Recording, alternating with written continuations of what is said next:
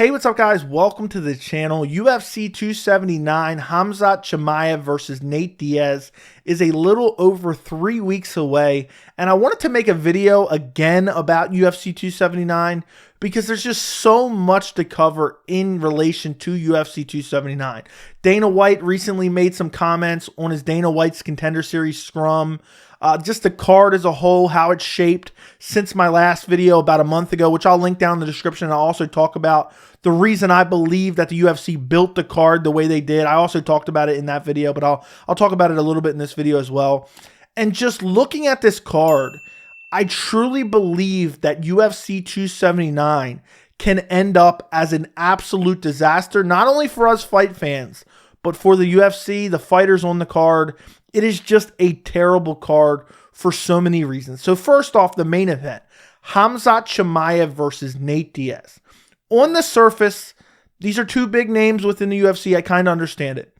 But at the same time, you dig a little bit deeper. You have Khamzat Chimaev, who has just blown through UFC competition. He just beat Gilbert Burns, who's a top 5 ranked guy. And now you have him fighting a guy in Nate Diaz, who's not even a real welterweight. He's not even a real welterweight. He's a lightweight that likes not to cut weight. That's the truth about it. The myth of Nate Diaz being a welterweight all started when Nate Diaz stepped in on short notice for Rafael dos Anjos at UFC 196 when he beat Conor McGregor. They fought at 170. And Dana White used the excuse, well, Nate Diaz is a welterweight. Nate Diaz is not a real welterweight. He's a lightweight that refuses to cut weight. And you have Nate Diaz fighting a guy in Khamzat who is not only a massive welterweight, he fights at middleweight as well, and he's a pretty big middleweight as well. And then you look at the style matchup, Khamzat Chimaev has amazing grappling. He dominates guys on the ground. He beats guys up on the ground. He holds them down, submits them, beats them up with ground and pound. What is Nate Diaz's biggest weakness? It's always been his defensive wrestling, his takedown defense. I mean, the history of the Diaz brothers, both of them, has always been issues with wrestlers. And they booked this fight, and I could stomach this fight if it was maybe like a co-main event or, a featured fight on the main card. I could stomach it. I'd still be disgusted, but I could stomach it. The fact that this is a non-title main event of a pay-per-view that they want us to pay $80 for is the biggest slap in the face in the world. And you just rub salt in the wound when you think they could have made Khamzat Chimaev versus Colby Covington, and they could have made Nate Diaz versus Tony Ferguson. I mean, this is atrocious. And then you get past the main event. You're like, okay, well, the main event's bad, but the UFC will typically, if they have, a less than strong main event, they'll build the card around it and make a really solid card underneath of it. Well, that ain't the case for UFC 279. This card is an abomination. You look at the card, the bout order is not finalized yet. You have Shamil Abdurakhimov versus Jalton Almeida. Yep. You have Irene Aldana versus Macy Chaston. You have Johnny Walker versus Ion Cutelaba. You have Norma Dumont versus Danielle Wolf. You have Jake Collier versus Chris Barnett. You have Elise Reed versus Melissa Martinez. I mean, this card is so ugly. This is one of the worst cards I've ever seen in my entire life. The second best fight on this card, I believe, is Johnny Walker versus Ion Cutelaba. I don't know if that's going to end up being the co-main event. We're going to talk about that in a second. But that fight is a prelim headliner at best. And we're talking about that being a co-main event on a pay-per-view. It's a sad day to be an MMA fan when you have Johnny Walker versus Ion Cutelaba co-main eventing a pay-per-view. Just absolutely disturbing. And right now you currently have 11 fights finalized for UFC 279. And during a recent scrum, Dana White was asked, are you adding more fights to that? Are you adding more big fights? And Dana answered something along the lines, oh yeah, we're working on more fights for the card. I was working on it today. And people then somehow that got translated to Dana White says the UFC is adding some more big fights to UFC 279. I do not believe that will happen. They might add some other okay fights, maybe something like Kevin Holland or something along those lines. I don't think that's going to happen. Honestly, there's rumors of Kevin Holland versus Wonderboy Thompson now at UFC 281. There is no way they add any real significant fights to this card. We are talking 3 weeks away. It is 3 weeks away from this Saturday at UFC 278. We are 3 weeks from this card. fighters typically like 8 to 10 week training camps.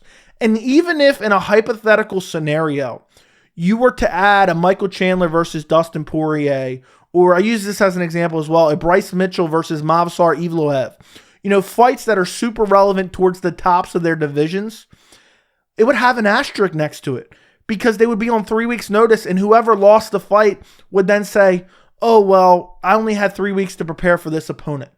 And no matter what they add, it's not going to be, people who are towards the top of their division are not taking fights on 3 weeks notice. It's just not happening. So regardless of what they add, what are they going to add? Angela Hill again? They're going to throw Angela Hill on here? They are not going to add any fights that we perceive as a big fight. I find that hard to believe. There's no way they're adding any title fights. I mean, on 3 weeks notice, they're going to add a title fight on this card, and they're going to have a title fight go underneath Khamzat Chimaev versus Nate Diaz. Ain't going to happen. And this is a fight card that came together because of Nate Diaz's contract situation. And I made a whole dedicated video on this situation, which I will link down in the description. But just briefly, Nate Diaz wants out of the UFC. Nate Diaz wants to fight out his contract. The UFC does not want Nate Diaz to fight out his contract, so therefore they tried to renegotiate with Nate Diaz. Nate Diaz said, no, I want to fight out my deal. So they said, okay, well, we're going to give you Khamzat Chimaev. And I know there's the whole narrative. Nate Diaz asked for Khamzat Chimaev. Nate Diaz did not want Khamzat Chimaev, but once he realized it was his only way out, he accepted this fight. And what's he going to say?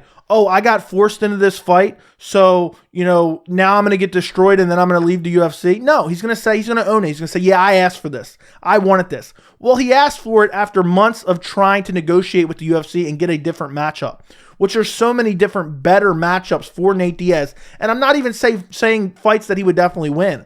I'm just saying better fights for Nate, for the fans in general, just competitive matchups that we could have saw that could have helped bolster a pay-per-view. But instead, they said, you know what, Nate? We're going to give you Khamzat Chimaev because we want to devalue you as much as possible on your way out of the UFC. And possibly the UFC has matching rights. Now, I'm sure Nate Diaz is probably going to go box Jake Paul. But at the same time, the UFC, if they devalue him, maybe he gets less of an offer. And if Nate Diaz accepts an offer after he fights out his deal, the UFC can match that offer, and then Nate Diaz is basically being held hostage. And Dana White's coming out and saying, it's a fight, anything can happen. Nate Diaz can beat Khamzat. I mean, the only path to victory for Nate Diaz in this fight is to hope Khamzat Chimaev breaks a leg when he's kicking Nate Diaz's lead leg. That's his only hope here, is a freak injury, where Khamzat's beating him up, injures himself while he's doing it. Or, maybe like an eye poke or an illegal knee from Khamzat that gets ruled a DQ. That's the only way he's winning this fight. He's going to get ragdolled by a much bigger, better fighter. I mean, we're talking Nate Diaz has not won a fight since 2019, and it was against Anthony Pettis. And if you're one of the people that's saying you can't count Nate Diaz out, like Dana White's promoting the fight, you can't count Diaz out. Yes, you can.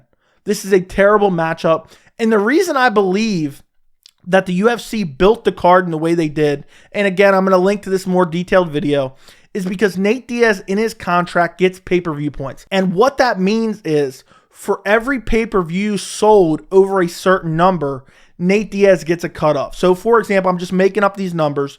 For every pay-per-view sold over 200,000, Nate Diaz would get $5 per pay-per-view. Now that's made up numbers. I don't know what the numbers will be. So the UFC is looking at this matchup and they're looking at this card and they're probably paying Khamzat Chimaev just a flat fee, a show and a win money. And they're saying, well, you know what? We're not going to give him any help around this because at the end of the day, Khamzat Chimaev versus Nate Diaz, as bad of a card as it is, it's still going to be able to sell the bare minimum of pay-per-views where it's not going to be like ESPN Plus is out money or the UFC's like, I can't believe the card did this bad, because they have the name value at the top. They have the spectacle value at the top of Nate Diaz versus Khamzat. So even if it does 300,000 buys, that'll be right on par with some of their current pay-per-views. Their pay-per-view numbers, it's not like they're selling a million pay-per-view buys every time out. And now this fight card's going to do terrible. This is a terrible fight card, and they're doing it just out of spite to Nate Diaz. And the reason I believe that this fight card could end up disastrous for not only the UFC, not only for the fans, but also for all the fighters on the card is because if by some chance Khamzat Chimaev or Nate Diaz pulls out of this card, they're going to have to cancel this entire event. This cannot go on without Khamzat Chimaev versus Nate Diaz. It just cannot. I mean, who would be the main event of a pay-per-view? Are you paying $80 to watch Johnny Walker versus Ion Cutelaba? No. So they would have to cancel this card. I think, the only other time they've had to cancel an actual card that's been booked was UFC 151, John Jones versus Dan Henderson. Dan Henderson pulled out a couple weeks before the fight. Chael Sonnen wanted to step in, and John Jones said, I don't really want to fight anyone on short notice. I want to fight like a month from now, and I'll fight whoever else you want to give me. And the UFC looked at that card and said, you know what? We're going to have to cancel this. And they didn't pay their fighters. All those fighters who were originally scheduled on the card didn't get their money. And you know what the UFC and Dana White did? They blamed John Jones. So if by some chance Nate Diaz pulls out of this fight, they will put it all on the back of Nate Diaz. Nate Diaz is the reason that all these fighters didn't get their paychecks. And they'll probably spin it and say Nate Diaz is scared of Khamzat Chimaev. Even if it is somehow a legitimate injury, the Diaz brothers aren't known to pull out. But I'm just saying, in the event that one of these guys were to pull out, you never know. Khamzat Chimaev could be training tomorrow, get a massive cut under his eye. And then next thing you know, he can't make it in 3 weeks. This type of stuff happens all the time. Khamzat Chimaev pulled out of 3 fights with Leon Edwards.